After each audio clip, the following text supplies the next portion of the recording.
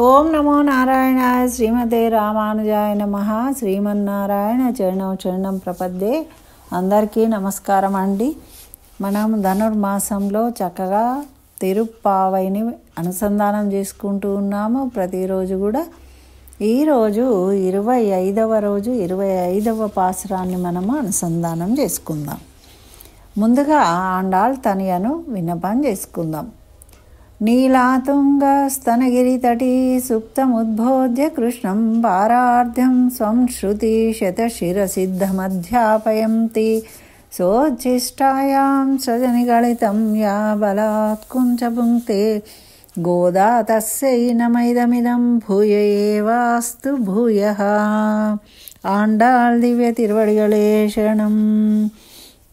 ఇప్పుడు 25వ పాసురాన్ని అనుసంధానం చేసుకుందాం. ஒருத்தி மகனாய் பிறந்தோரிரவில் ஒருத்தி மகனாய் வழித்து வளரா தரிக்கிலானாகி தான் தீங்கு நினைந்த கருத்தை பிள்ளை பித்து கங்கன் வயிற்றில் நெருப்பென்ன நின்ற நெடுமாலே உன்றை அறுத்தித்து வந்தோம் வடை தருதியாகில் திருத்தக்க செல்வமும் சேவகமும் யாம்பாடி வருத்தமும் தீருந்து మగిల్దేలోరంబావాయ్. ఇందులో ముందు దీని యొక్క అర్థాన్ని తెలుసుకుందామండి. ఇక్కడ వరుత్తి అంటే ఒక ఆమెకు పుట్టాడు. మగనాయ అంటే ఎలా పుట్టాడు? మగబిడ్డగా అవతరించాడు. అదే రాత్రి మరొక తల్లికి యశోదకేమో దగ్గర బిడ్డగా పెరిగాడు. ఓ కృష్ణ, అట్లా నీవు జీవించడం ఓర్వలేక నీకు ఇబ్బందులు కలిగించాలని కీడు తలపెట్టి కంసుడు ఎంతో నీకు దురుద్దేశంతో చెడు చేయాలనుకున్నాడు. అటువంటి కంసుని కడుపులో నువ్వు చిచ్చువైపోయావు, భయాన్ని కలిగించావు. మరి ఆశ్రితులకు వ్యామోహం కలిగిన వాడా, నిన్ను ఆశ్రయించిన వాళ్ళ పట్ల నువ్వు వ్యామోహం కలిగి ఉంటావు, ప్రీతి కలిగి ఉంటావు. కాబట్టి మేము నిన్నే కోరి వచ్చినామయ్యా, నీ నుండి మేము ఏమీ కోరి వచ్చిన వారం కాదు. మరి శ్రీకి శ్రీ అనదగు నీ ఐశ్వర్యము, నీ వీర చరిత్రాన్ని కీర్తిస్తూ ఉన్నాము. అలా కీర్తిస్తూ మేము పడిన శ్రమ అంతా నిన్ను దర్శించినంత మాత్రానే తీరిపోయింది, మాకు ఆనందం కలిగింది. నీవు మేము కోరిన పరను ఇస్తా అన్నావు కాబట్టి వచ్చాము, అంతేగాని నీ దగ్గర నుండి మేమేదో ఆశించి రాలేదు అని చక్కగా తెలియజేస్తూ ఉన్నారు గోపికలు. ఇందులో శ్రీకృష్ణ జనన అవతార రహస్యాలను తెలియజేస్తూ ఉన్నారు, కీర్తిస్తూ ఉన్నారు. ఒకరేమో తపస్సు చేసి 4 బిడ్డలను అంటే దశరథ మహారాజు కన్నాడు. మరి దేవకి వసుదేవులు నంద యశోదులేమో వాళ్ళు తపస్సు చేసి శ్రీకృష్ణుణ్ణి కొడుకుగా పుత్రుడుగా పొందారనమాట. అయితే ఈ పరమాత్మ పుట్టుక పరమాత్మకు దూరమగునట్లు చేస్తుంది అంటున్నారు.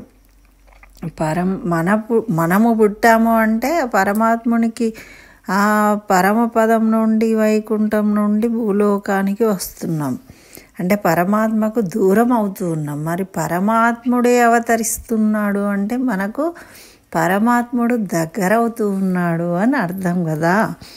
మరి భూలోకానికే వచ్చాడు, అవతరించాడు శ్రీకృష్ణుడు. 2 తల్లులు అన్న ఆచార్యుడు నందగోపుడు ఆ యశోదని అష్టాక్షరీ మంత్రము అని, నారాయణ అష్టాక్షరీ మంత్రం ఒకటి, వాసుదేవ మంత్రం ఒకటి. అంటే నారాయణ వాసుదేవ శబ్దాలు అంత ముఖ్యమైనవి. అంటే నారాయణ మంత్రము మరి విశ్వ వ్యాపకత్వాన్ని తెలిపే మంత్రము వాసుదేవ మంత్రం. రెండు ఉన్నాయి కాబట్టి ఇక్కడ ఇద్దరు అమ్మలు అంటూ ఉన్నారు. ఒకరు నారాయణ అష్టాక్షరి మంత్రం అయితే ఇంకొకటి వాసుదేవ మంత్రం. ఆ రెండు మంత్రాలను ఎవరు జపిస్తారో అప్పుడు వాళ్ళ హృదయంలో ఆ శ్రీకృష్ణ భగవానుడు ఉదయిస్తాడు, అవతరిస్తాడు అని ఆ జ్ఞానాన్ని పొందుతాము అని. ఆ మంత్రము చేత పరమాత్మ వశుడై ఉంటాడు. వాళ్లకు మంత్రాన్ని అనుష్ఠించిన వాళ్లకు ఆ పరమాత్ముడు వశుడై ఉంటాడు అని తెలియజేస్తున్నారు.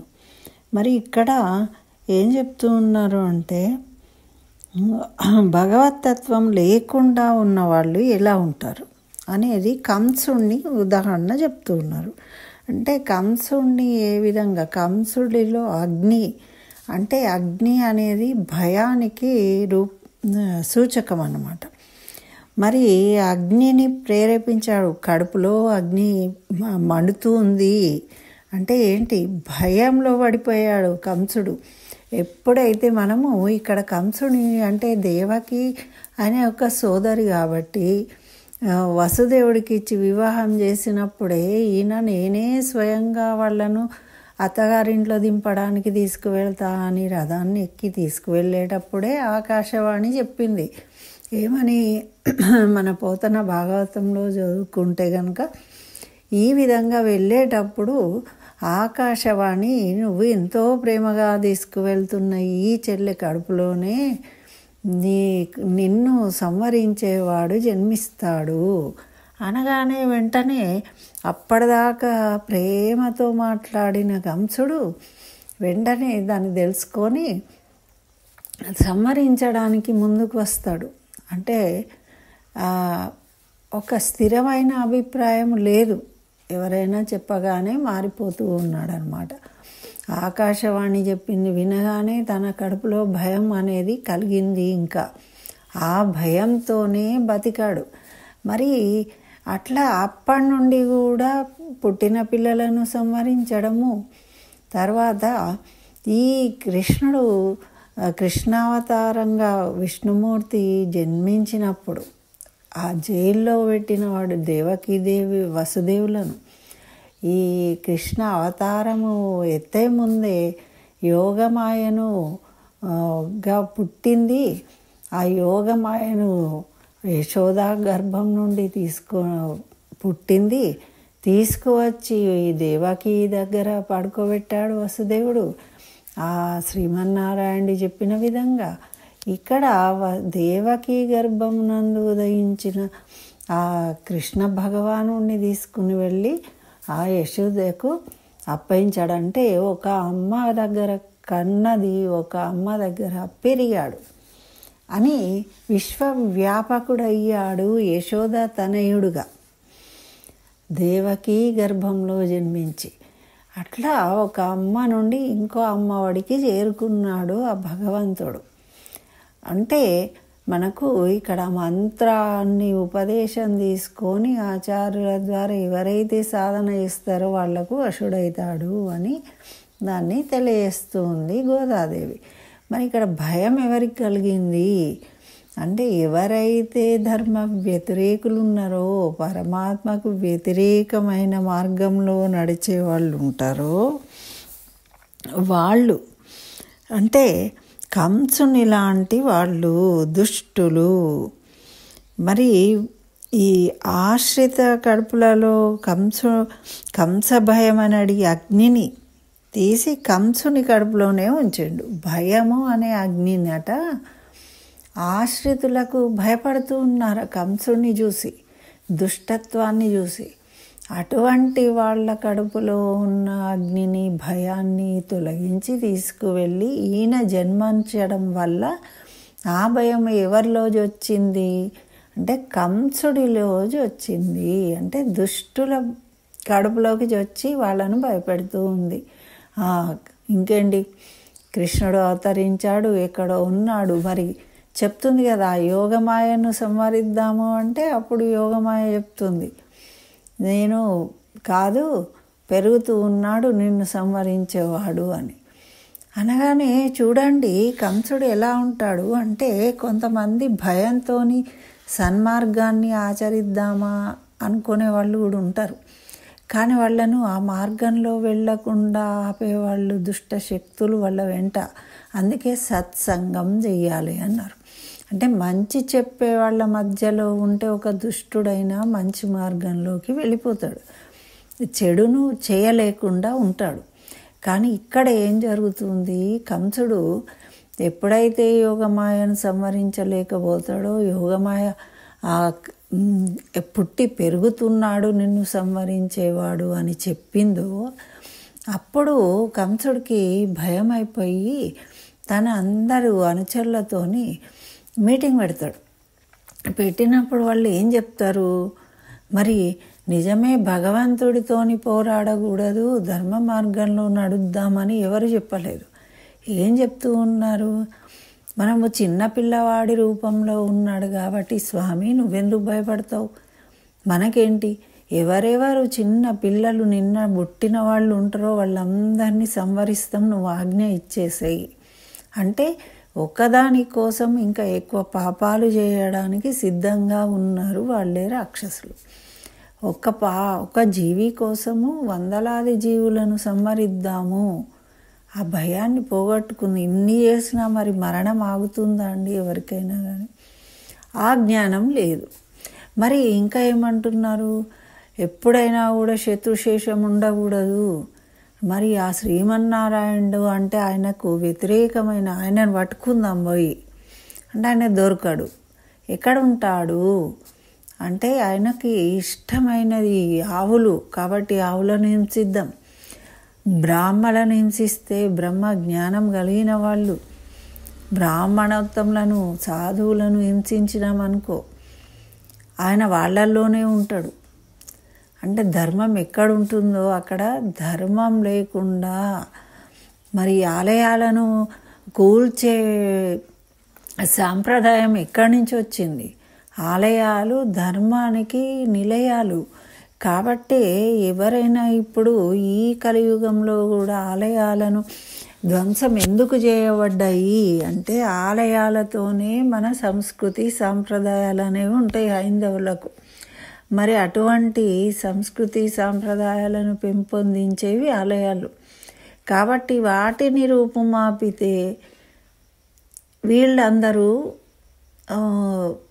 నశిస్తారు, వీళ్ళ ధర్మాన్ని నశింపజేయవచ్చు అని కదా ఇప్పుడు విదేశీయులు మా పాలనలో జరిగింది విధ్వంసము. వాళ్ళు తెలుసుకున్నారు మన ధర్మంలో ఆలయాలకు ఎంత ప్రాముఖ్యత ఉంది, వాటిని కనుక మనము తొలగించినట్టయితే వీళ్ళు మననేమీ చేయలేరు, వీళ్ళ ధర్మం నాశనం అవుతుంది, భ్రష్టు పట్టిపోతుంది అనుకొని వాళ్ళు ఆ విధంగా చేస్తున్నారు. కానీ మన వాళ్ళు తెలుసుకుంటూ లేరు. మరట్లా మన ఆలయాలు కూల్చివేయడం వల్ల ఇప్పుడు హైందవ శంఖారావంలో మనకు ఇదే విషయాన్ని చర్చించారు. ఆలయాలు అనేది మన హైందవ ధర్మానికి ప్రతిరూపాలు, వాటిని మనం కాపాడుకోవాలి. వాటిని అందరూ కూల్స్తున్నారు, వాటికో సేఫ్టీ లేదు, రక్షణ లేదు, వాటిలో వచ్చే నిధులను దుర్వినియోగం చేస్తూ ఉన్నారు. ఈ పద్ధతి కరెక్ట్ కాదు అని ఇప్పుడు మన వాళ్ళు కొంత ముందుకు వస్తూ ఉన్నారు. కానీ గత ఎన్నో వందల సంవత్సరాలుగా మన రాముడి ఆలయాన్ని కూల్చివేసిన దానికన్నా ముందు నుంచి కూడా అన్ని ఆలయాలను కూల్చనే సాంప్రదాయము ఎందుకు తీసుకొచ్చారు విదేశీయులు, వేరే మతస్థులు అంటే ఇది. అట్లా ఇక్కడ కూడా అంటే వీళ్ళందరూ రాక్షసులు. అప్పుడు కంసుడు ఉన్నాడు, కానీ ఇప్పుడు ఎంతోమంది కంసులు ఉన్నారండి మన ధర్మాన్ని నాశనం చేయడానికి. మనం ఇప్పుడు కళ్ళు తెరవాల్సిన అవసరం కూడా ఉంది. అయితే ఆ కంసుడుకి ఎలా చెప్పేవాళ్ళు ఉన్నారు చూడండి, ఏమంటున్నారు, అట్లా సాధువులను అందరినీ కూడా మనం హింసించినట్టయితే ఆ భగవంతుడికి కష్టం కలుగుతుంది, ఆయనకి ఇష్టం కాదు కాబట్టి వాళ్ళల్లోనే ఉంటాడు కాబట్టి అని వస్తాడు. ఎందుకండి, విశ్వవ్యాపకుడు ఎక్కడంటే అక్కడ ఉంటాడు కదా. మరి స్తంభంలో ఉన్నాడా అని ప్రహ్లాదుడిని హిరణ్యకశ్యపుడు అడిగితే స్తంభంలో నుండి కూడా వచ్చి దర్శనం ఇచ్చి ఆయన హిరణ్యకశ్యపుడిని సంహరించలేదా? ధర్మ మార్గంలో నడుద్దాము అని ఎవరు కూడా చెప్పలేదు. అందరూ రాక్షసులే కాబట్టి వాళ్ళందరూ కూడా ఈ విధంగా చెప్పిండ్రు, నువ్వు ఆజ్ఞ ఇయ్యి మహారాజా, నువ్వెందుకు భయపడతావు, మేము ఉన్నాం కదా చూసుకుంటాం, మాకు ఆజ్ఞ ఇస్తే చాలు, ఆ నారాయణుని నామాన్ని కీర్తించే వాళ్ళందరినీ సంహరిస్తాము, హింసలు పెడతాము. మరి స్త్రీలను గౌరవించమని చెప్పింది కాబట్టి స్త్రీలను హింసిస్తాం, పసిపిల్లలను చంపేస్తాము, మునులను అందరినీ కూడా యజ్ఞయాగాదులు చేసుకోకుండా శిక్షిస్తాం అని చెప్తే వీటిని విన్నాడు. విని ఆయన ఎప్పుడైతే వాటికి ఆనందపడ్డాడు, ఆహా ఎంత మంచి మాటలు చెప్తున్నారు అనుకున్నాడట కంసుడు. అంటే చెడ్డ వాళ్లకు, ధర్మానికి దూరంగా విరుద్ధంగా ఉండే వాళ్లకు అవే మంచిగా అనిపిస్తాయి అన్నమాట. మరి కృష్ణుడు ఎంతోమంది రాక్షసులను చంపాడు కదా, మరి కంసుడిని చంపలేడు అనండి. పుట్టగానే కూడా ఆయనని సంహరిస్తే అయిపోయేది కదా. ఇన్ని రోజులు ఆయన మధురకు పిలిచేదాకా కూడా ఎందుకు వెయిట్ చేయ. జరాసంధుడు ఎన్నోసార్లు ద్వారక మీదికి వస్తే ఈయన వదిలేసిండు. ఎందుకు అంటే దుష్ట శిక్షణ, అటువంటి దుష్టులు ఇంకెవరెవరు ఉన్నారో వాళ్ళందరూ రావాలి, వాళ్ళందరినీ సంవరించాలి. అందుకే ఇక్కడ కూడా ఈ కంసుడు మీటింగ్ పెట్టినప్పుడు అంటే దుష్టమైన ఆలోచనలు ఏ విధంగా ఉంటాయో తెలుసుకోవాలి, ఎవరెవరికి ఏమేమి ఆలోచనలు ఉన్నాయో. అందుకే కోరుకుంటాం ఇప్పుడు మరి మనకి అనంత శ్రీరాము సినిమా రంగం నుండి వచ్చి చక్కగా మన ధర్మం గురించి, మన ధర్మానికి కలిగే అన్యాయం గురించి సినిమా వాళ్ళు ఏ విధంగా వక్రీకరిస్తున్నారో చెప్తూ ఉన్నారు. అందరూ కూడా సినిమాను చూసి ఆనందపడే విషయం కదా.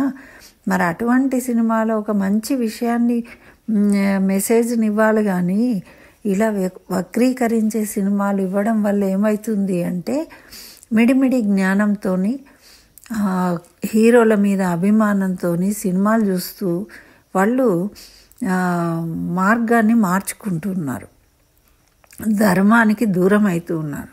కాబట్టి హీరోలు, డైరెక్టర్లు అందరూ కూడా తప్పకుండా ఈ విషయం ఆలోచించి ముందుకు రావాలి.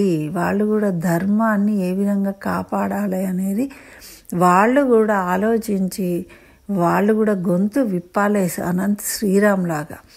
అప్పుడే మనం ఇటువంటి కంసుడి లాంటి వాళ్ళని ఎదుర్కోగలుగుతాం. అంతేగాని కంసుడికి చెప్పే బలగం ఎక్కువైతుంది, మరి మన ధర్మాన్ని గురించి చెప్పే వాళ్ళు తక్కువైపోతున్నప్పుడు ధర్మ మార్గంలో నడవడానికి శక్తిని కావాలి అంటే ఎవరిస్తారండి? మనమే శక్తిని కూడా బలుక్కోవాలి. అందరం కలిసినప్పుడు అది శక్తివంతంగా బయటకు వస్తుంది. కాబట్టి మనము వాళ్ళ మీద మన ప్రభావం అనేది చూపించగలుగుతాం. అది ఇక్కడ ఆ కంసుడు అని చెప్తూ ఉన్నారు. ఎవరైతే భక్తులు అంటే ఎంతోమంది ఉన్నారండి. ఇప్పుడు బయటకు హిందువులం మేము అని చెప్పుకొని వేరే మతాలను సపోర్ట్ చేస్తూ మాట్లాడే వాళ్ళే ట్రెండింగ్. ఇప్పుడు అదే గొప్ప విషయంగా భావిస్తూ వీడియోలు చేసేవాళ్ళు, మాట్లాడేవాళ్ళు, ఎక్కడ ఏది అన్యాయం జరిగినా వాళ్లకు మానవత్వం లేదు అని మాట్లాడేవాళ్ళు. మరి హిందూ దేవాలయాలు కూలిస్తే మాట్లాడేవాళ్ళు లేరు. అంటే వీళ్ళందరూ ఎవరు అంటే ఈ కంసుడి యొక్క వంశానుగతంగా వచ్చేవాళ్ళు అన్నమాట. ఇప్పటికీ ఇంకా వాళ్ళ వంశం అంతరించలేదు, ఇంకా ఉంది. మానవుల రూపంలో ఈ కలియుగంలో కూడా కంసుని యొక్క వారసులే వీళ్ళందరూ. మరి వీళ్ళందరూ దూరం అయిపోయి వాళ్ళందరికీ భయం కలిగించాడు. మరి మనం ఆ మంత్రోపదేశం చేసి ఆ శ్రీకృష్ణ నామ స్మరణ చేసి వీళ్ళకి భయం కలిగించాలి. అందుకే మనము హైందవ శంఖారావాన్ని పెట్టుకున్నాం, దాన్ని వినిపించాము. కానీ ఇంకా పెద్దగా వినిపించాలి, అది సరిపోదు వీళ్ళకు. వీళ్ళని తరిమి కొట్టడానికి. అయితే ఈ విధంగా కంసుడు భయానికి లోనయ్యాడు. అయితే నేను ఇన్ని సంవత్సరాలు భయపడి కుంగి కృషించి నశించాడు చివరకు. అయినా కూడా మోక్షం ఇచ్చాడు. ఇందులో 2 విషయాలు. గోపికలేమో మనమేమో ధర్మ మార్గంలో ఉన్న వాళ్ళేమో భక్తితోని స్మరిస్తారు. మరి శత్రువులు ఎలా స్మరిస్తారు అంటే దుష్టత్వంతో స్మరిస్తారు. ఎప్పుడు నామస్మరణ చేస్తారు, కానీ దుష్టత్వంతో ఎలా ఈయనని పాడు చేయాలి అనే ఆలోచనతోని స్మరిస్తారు. ఎలాగైతేనేమి నా నామాన్ని స్మరించాడు కాబట్టి అని మోక్షం ఇచ్చాడండి ఆ భగవంతుడు కంసాది రాక్షసులకు కూడా. తన చేత చంపబడమే మోక్షము, అంతకన్నా ఇంకా ఏముంటుందండి. స్వయంగా భగవంతుడి చేతిలో వాళ్ళు మరణం పొందారు అంటే వాళ్ళకు మోక్షం కాక ఇంకేముంటుంది. అంటే వాళ్ళు దుష్టత్వంతో నామస్మరణ చేసినా కూడా వాళ్ళకు మోక్షం ఇచ్చాడు. అందుకే చెప్తారు మన వాళ్ళు, పరోపకారార్థం ఇదం శరీరం. ఇతరులకు ఉపకారం చేయాలి. మనకు అపకారం చేసిన వాళ్ళకు కూడా మనము ఉపకారమే చేస్తాము. అది మన సిద్ధాంతం.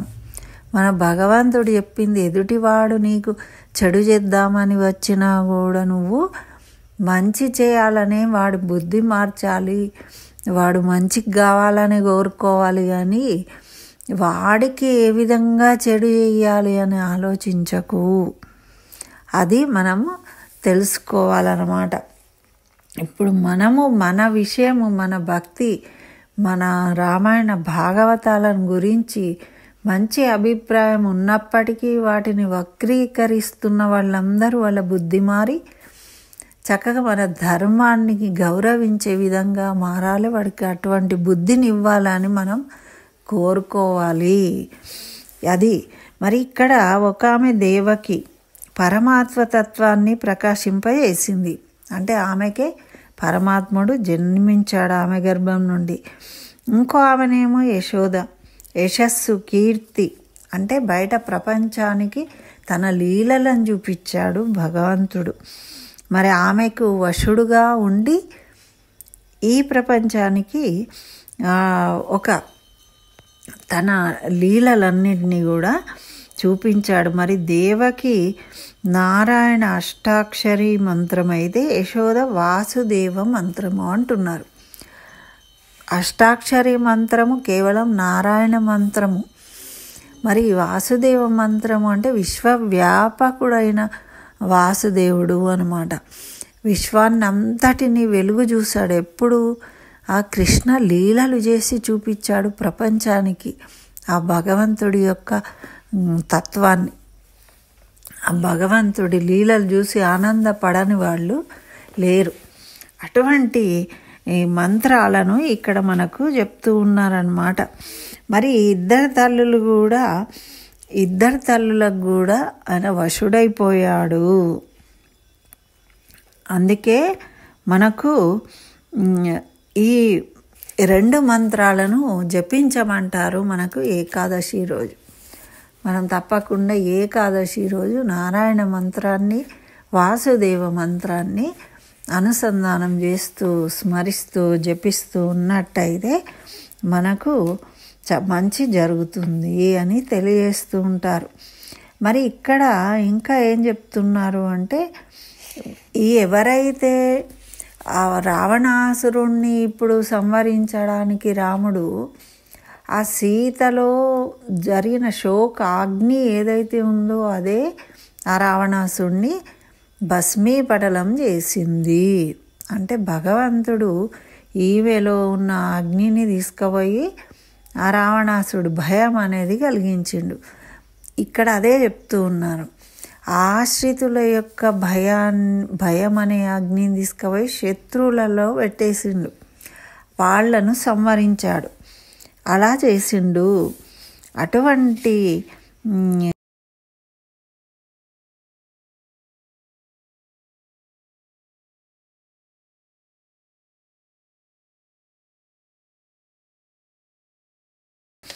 మరి అని ఇక్కడ చెప్తున్నాడు. మరి పరమాత్మ రక్షించుము అంటే చాలు, రక్షిస్తాడు మనస్ఫూర్తిగా. మాట అనకపోయినా పర్వాలేదు, రక్షిస్తాడు. కానీ శిక్షించినప్పుడు మాత్రము మన ముందు చేసిన ఈ తర్వాత చేసేవి అన్నీ చూసి శిక్షిస్తాడు, శిక్షించడానికి అవకాశం ఇస్తాడు. చూడండి, మంచి చేసినా చేయకపోయినా మనం రక్షిస్తాడు, మనం అడగకపోయినా రక్షిస్తాడు, మనం మంచి మార్గంలో ఉంటే చాలు. కానీ శిక్షించేటప్పుడు నీకు అవకాశం ఇస్తాడు. రావణాసుడికి కూడా తెల్లవారితే సంహరిస్తా అంటే ముందు రోజు అవకాశం ఇచ్చిండు. ఆయనను చంపదగిన అవకాశం ఉండి ఆయన రథము కింద పడిపోయినప్పుడు ఒక్క బాణం వేస్తే అయిపోయేదిగా, కానీ వెయ్యలేదు. రేపు రా అని పంపించాడు. అంటే పరమాత్ముడు ఎప్పుడు మనకు పశ్చాత్తాపపడి మంచి మార్గంలో రావడానికి అవకాశం కల్పిస్తాడు. అయినా విననప్పుడే దండోపాయము. అంతే కదండి, మంచి మాటలు బుజ్జగించి చెప్తారు, వినకపోతేనే కదా దండన, శిక్ష అనేది పడుతుంది. అలా భగవంతుడు ఎప్పుడు కూడా మనకు అవకాశాన్ని ఇస్తాడు. మరి నాస్తికులు ఇట్లాంటి వాళ్ళు, భగవంతుడికి దూరమైన వాళ్ళందరూ కూడా నిరంతరం నామస్మరణ చేస్తారు, భక్తుల కన్నా కూడా ఎక్కువ. ఎందుకు అంటే వాళ్ళు భయంతో, వాళ్ళకి కడుపులో ఉంటుంది భయము, అమ్మో ఏమవుతుందో అని. కానీ బయటకి దంభాచారము, అహంకారం వల్ల ఆ విధంగా మాట్లాడుతూ ఉంటారు. వాళ్ళకు అవకాశం ఇస్తాడు మార్చుకోవడానికి, కానీ మారనప్పుడు వాళ్ళను చక్కగా సంవరించి మోక్షాన్ని ప్రసాదిస్తూ ఉన్నాడు. మరి వాడి కడుపులో నిప్పుల వాడిని వ్యామోహంతో కాపాడిండు, వాడి కడుపులోనే భయాన్ని పెట్టిండు, మళ్ళీ వాడికే ముక్తి ఇచ్చాడు. కడుపులో చిచ్చు జఠరాగ్ని. మరి కడుపులో చిచ్చు ఏంటండి? జఠరాగ్నిగా భగవంతుడు ఎప్పుడు మన శరీరంలో ఉండి ఆహారాన్ని చపనం చేస్తాడు, అంటే అరిగిస్తాడు. జఠరాగ్ని రూపంలో ఉంటాడు పరమాత్ముడు ప్రతి వాళ్ళ శరీరంలో. మరి అటువంటి నిన్ను మేము కోరి వచ్చాము, నిన్ను ఏమీ కోరడం లేదు, మాకేమీ అవసరం లేదు, నీవే ఇవ్వాలనుకుంటే ఇవ్వు, అంతేగాని మేము అడిగితే నువ్విస్తున్నా అని మాత్రం అనుకోకు. మరి శరీరంలో ఉన్న ప్రతి జీవికి పురుషుడు అని పేరు ఉంటుంది, అంటే లోపల ఉన్న పరమాత్మకు. మరి పరమ పురుషార్థము అంటే ఏంటిది? ఆ భగవంతుణ్ణి నిత్యము కలిసి ఉండి భగవంతునికి చెందిన వాళ్ళము అని ఎప్పుడు మనం తెలుసుకుంటామో అదే పురుషార్థము. మనం 4 పురుషార్థాలు ఉంటాయంటారు, ధర్మార్థ కామ మోక్షాలు. లాస్ట్కు మోక్షం అంటే ఏంటండి? ఆ పరమాత్మను చేరడమే మోక్షము. కాబట్టి అదే పరమ పురుషార్థం, అన్నిటికన్నా మిక్కిలి అయిన పురుషార్థము భగవంతుని చేరడం. ఇప్పుడు వీళ్ళు అక్కడికి చేరుకున్నారు కాబట్టి అదే పరమ పురుషార్థం, నిన్ను కలవడమే మాకు పరమ పురుషార్థం.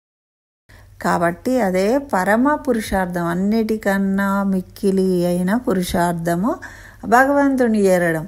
ఇప్పుడు వీళ్ళు అక్కడికి చేరుకున్నారు కాబట్టి అదే పరమ పురుషార్థం, నిన్ను కలవడమే మాకు పరమ పురుషార్థం. మాకు ఇంకేమీ అవసరం లేదు, కానీ నువ్వు ఇవ్వాలనుకుంటే ఇవ్వు, మేం కోరుకున్నది, అంతేగాని మేము అడిగామని ఇవ్వకు స్వామి అని ఇక్కడ చెప్తూ ఉన్నారు. మరి ఐశ్వర్యానికి తగిన ఐశ్వర్యము అంటే పరమాత్మను కీర్తించి సేవించే ఐశ్వర్యమే గొప్ప ఐశ్వర్యము. అలా మనం చేయగలగడమే ఐశ్వర్యము, దానికి మేము ఆనందిస్తున్నామని గోపికలు విన్నవించుకుంటున్నారు ఆ లక్ష్మీనారాయణులకు. ఆ కృష్ణుడు నీలాదేవిని సింహాసనం మీద కూర్చోబెట్టి వీరు ఈ విధంగా విన్నవించుకున్నారు. ఇదండి ఈ 25వ పాసురం యొక్క అంతరార్థము. స్వస్తి. జై శ్రీమన్నారాయణ. సర్వం శ్రీకృష్ణ చరణారవిందార్పణమస్తు.